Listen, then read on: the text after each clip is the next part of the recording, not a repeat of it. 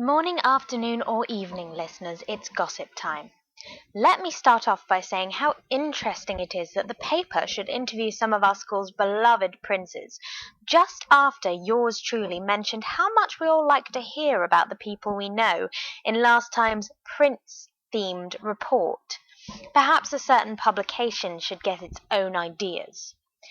Lots to tell you about today, starting with Tintagel's ever-changing romantic scene. It is quite possible that everything I reported on last time has changed, but then that's high school for you.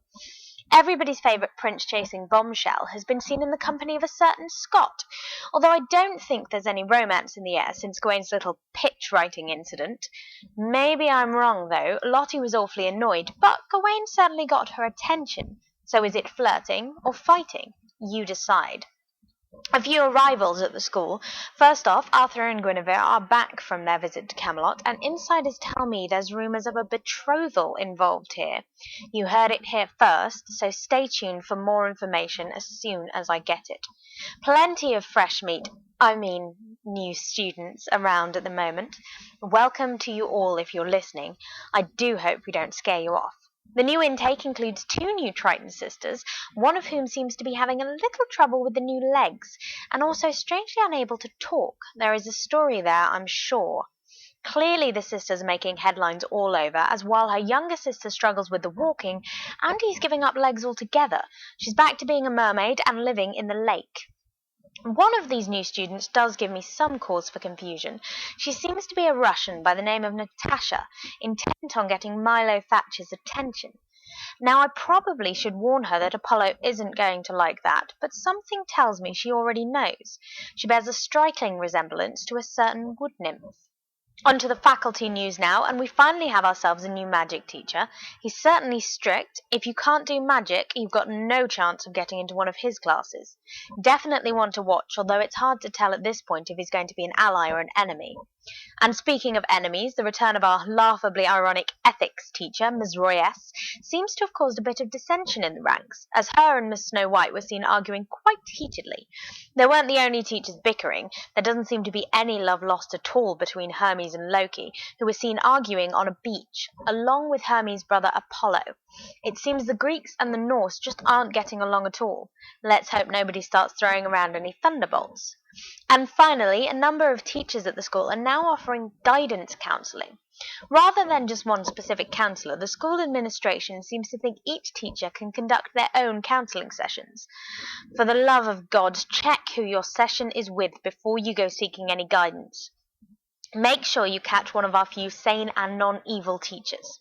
Well, that's all for now. Keep me on the grapevine. Hello and welcome to the SLAPS OOC Bulletin. Now, there isn't a second gen report today because there's not a lot going on in second gen, and I'm going to start doing second gen reports only when there's something big happening.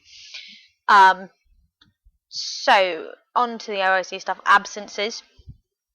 Ord, I think, still has a currently active absence. Spooky will be away this weekend, and also there is a possibility that M might have a sudden absence. There's all the details about that in the chat thread. Open threads, we've got Pour Salt into the Open Wound in the Urquhart building with Sugar Plum Fairy. What Have I Done in the Blenheim Library with Hermia. A Model of Misdirection at the shops with Chell. And Just Listen to Teacher, it's in Ballinor's office, which is in the administrative building with Ballinor. Now, you may have noticed that some of the building names have changed.